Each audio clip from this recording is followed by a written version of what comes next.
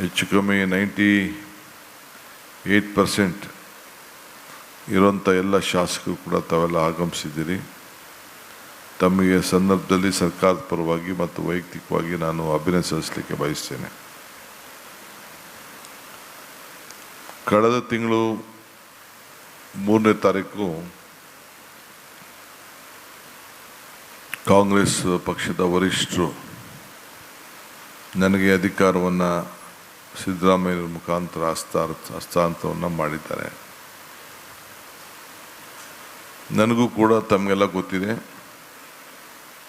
ನಾನು 89ರಿಂದ ಸತತವಾಗಿ ವಿಧಾನಸಭೆಯಲ್ಲಿ ಇದ್ದು ಸುಮಾರು 5-6 ಸಂಪುಟಗಳಲ್ಲಿ ಕೆಲಸ ಮಾಡಿ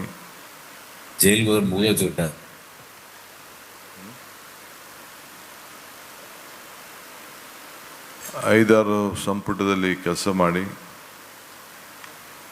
ಜಿಲ್ಲಾ ಪಂಚಾಯತ್ ಮೆಂಬರ್ ಕೂಡ ಆಗಿ ನನಗೆ ಆದಂಥ ಅನುಭವ ಈ ಆಡಳಿತ ವ್ಯವಸ್ಥೆಯಲ್ಲಿ ಇದೆ.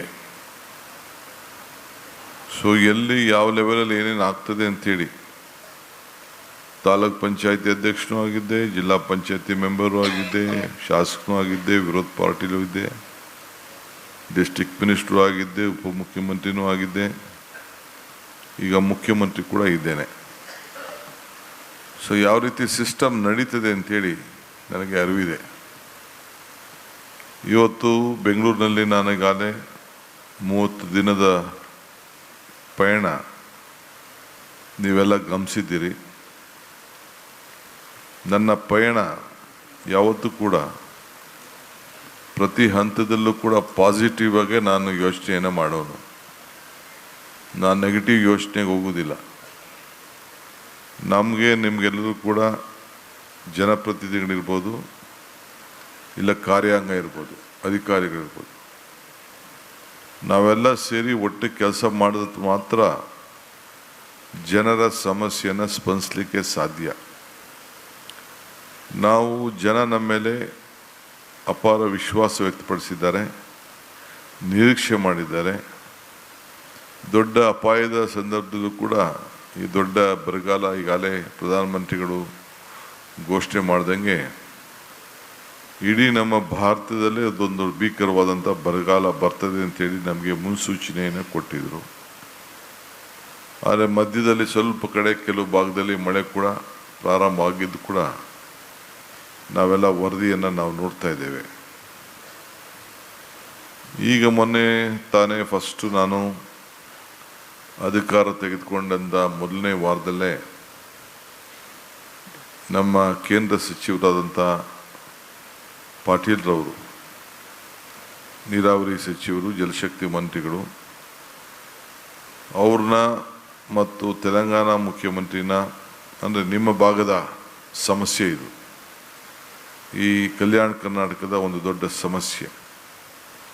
ತೆಲಂಗಾಣ ಮುಖ್ಯಮಂತ್ರಿಗಳು, ಆಂಧ್ರ ನಮ್ಮ ರೇವಂತ್ ರೆಡ್ಡಿಯವರು, ಆಂಧ್ರ ಮುಖ್ಯಮಂತ್ರಿಗಳಂಥ ಚಂದ್ರಬಾಬು ನಾಯ್ಡುರವರು, ನಾನು CR ಪಾಟೀಲ್ ಅವರ ನೇತೃತ್ವದಲ್ಲಿ ಮಧ್ಯಸ್ಥಿಕೆಯಲ್ಲಿ ಒಂದು ಐತಿಹಾಸಿಕವಾದಂಥ ಚರ್ಚೆಯನ್ನು ನಡೆಸಿ ಸುಮಾರು ವರ್ಷಗಳಿಂದ ಏನು ನಾವು 33 TMC ನೀರನ್ನು ನಾವು ಆ ಹೂಳು ತುಂಬಿ ಇವತ್ತು ಆ ನೀರಿನ ವಂಚನೆ ಆಗಿದೆ, ಅದಕ್ಕೆ ಪರಿಹಾರ ಕಂಡುಹಿಡಿಯಲು ಒಂದು ನಿರ್ಧಾರವನ್ನು ಬಂದಿದ್ದೇವೆ.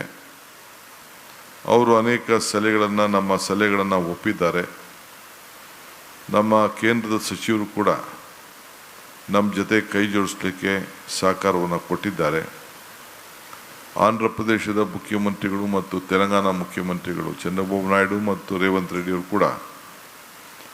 ಕೂಡ ಬಂದು ಆ ಸಭೆಯಲ್ಲಿ ಭಾಗವಹಿಸಿ ಬಹುಶಃ ನಾವು ತೆಗೆದುಕೊಂಡಂಥ ಭಾಳ ದೊಡ್ಡ ನಿರ್ಣಯ ಕೃಷ್ಣ, ಕಾವೇರಿ, ಗೋದಾವರಿ ಈ ಮೂರು ಕೂಡ ಜೋಡಣೆಯನ್ನು ಮಾಡಿ ಇದಕ್ಕೆ 1,00,000 ಕೋಟಿ ರೂಪಾಯಿ ಹಣವನ್ನು ಕೇಂದ್ರ ಸರ್ಕಾರವೇ ಇದಕ್ಕೆ ತೆಗೆದುಕೊಂಡು 90-10 ಅಲ್ಲಿ ನ್ಯಾಷನಲ್ ಪ್ರಾಜೆಕ್ಟ್ ಆಗಿ ಅದನ್ನು ಘೋಷಣೆ ಮಾಡಲಿಕ್ಕೆ ಈಗಾಗಲೇ ನಾವು 3 ಜನ ಕೂಡ ಅವ್ರಿಗೆ ಸಮ್ಮತಿಯನ್ನು ಕೊಟ್ಟಿದ್ದೇವೆ.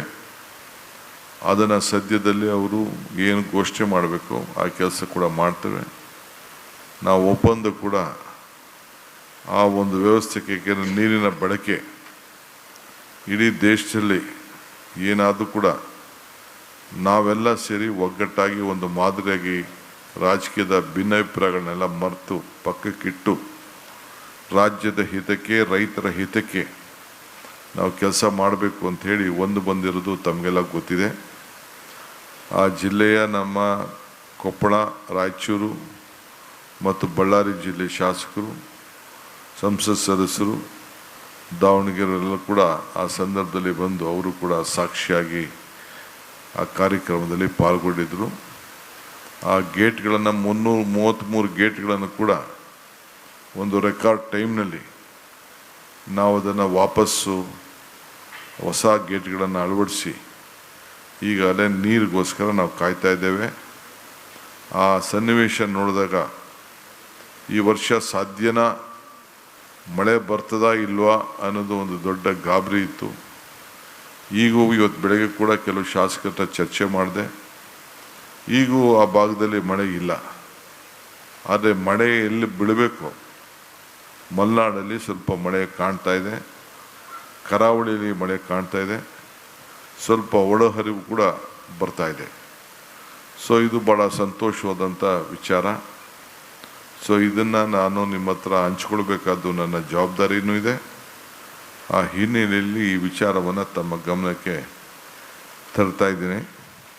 ಇಡೀ ಕರ್ನಾಟಕ ಸರ್ಕಾರ, ವಿಶೇಷವಾಗಿ ನಾವು ಆ 3 ಜನ ಯಾರು ನಮ್ಮ ಹೊರಗಡೆ ರಾಜ್ಯದಿಂದ ಬಂದಿದ್ದರು, ಸರ್ವಾನುಮತದಿಂದ ಬಂದು ನಮಗೆ ಸಹಕಾರ ಕೊಟ್ಟದಕ್ಕೆ ಸರ್ಕಾರದ ಪರವಾಗಿ, ನಿಮ್ಮೆಲ್ಲರ ಪರವಾಗಿ, ನೀವು ಯಾರು ಲೋಕಸಭಾ ಸದಸ್ಯರಿರ್ಬೋದು, ಶಾಸಕರಿರ್ಬೋದು, ಒಂದು ರೆಸಲ್ಯೂಷನ್ ಮೂವ್ ಮಾಡಿ ನಾವು ಆ ರೆಸಲ್ಯೂಷನ್ನ ಕಂಪ್ಲೀಟ್ ಅವ್ರಿಗೆ ಅಭಿನಂದಿಸುವಂಥ ಕೆಲಸವನ್ನು ಕೂಡ ಈ ಸಂದರ್ಭದಲ್ಲಿ ಕಲ್ಯಾಣ ಕರ್ನಾಟಕದಿಂದ ಮಾಡೋಣ. ಅದಾದಮೇಲೆ ರಾಜ್ಯದಲ್ಲಿ ವಿಧಾನಸಭೆ ನಡೆದಾಗ ಅದು ಕೂಡ ಮಾಡಿ. ಏಕೆಂದರೆ ಸೌಹಾರ್ದತೆಯಿಂದ ನಾವೆಲ್ಲ ಕಿತ್ತಾಡೋದು ಬಿಟ್ಟು ಈ ನೀರನ್ನು ಯಾವ ರೀತಿ ಪ್ರತಿಯೊಂದು ಸಣ್ಣ ನೀರನ್ನು ಕೂಡ ಉಳಿಸೋಂಥಕ್ಕೆ ನಾವೆಲ್ಲ ಬದ್ಧರಾಗಬೇಕು. ಆ ಕೆಲಸವನ್ನು ಈ ಸಂದರ್ಭದಲ್ಲಿ ನಾವು ಮಾಡೋಣ.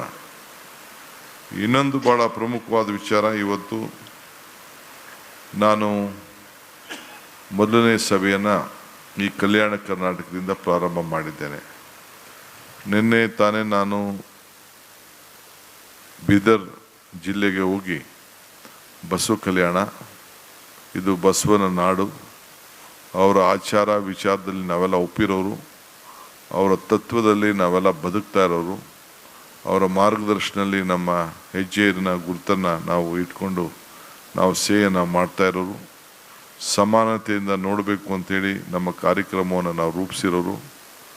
ಇವತ್ತು ಆ ಹಿನ್ನೆಲೆಯಲ್ಲಿ ಇವತ್ತು ನಾನು ಮೊದಲು ಆ ಸ್ಥಳಕ್ಕೆ ಹೋಗಿ ಅನುಭವ ಮಠಕ್ಕೆ, ಹಳೆಯ ಮಂಟಪಕ್ಕೂ ಕೂಡ ಭೇಟಿ ಕೊಟ್ಟು ಅಲ್ಲಿ ಈಗ ನಡೀತಾ ಇರೋಂಥ ಮಂಟಪದ ಕೆಲಸವನ್ನು ಕೂಡ ವೀಕ್ಷಣೆ ಮಾಡಿ ಅಲ್ಲಿಂದ ಬೀದರ್ಗೆ ಹೋಗಿ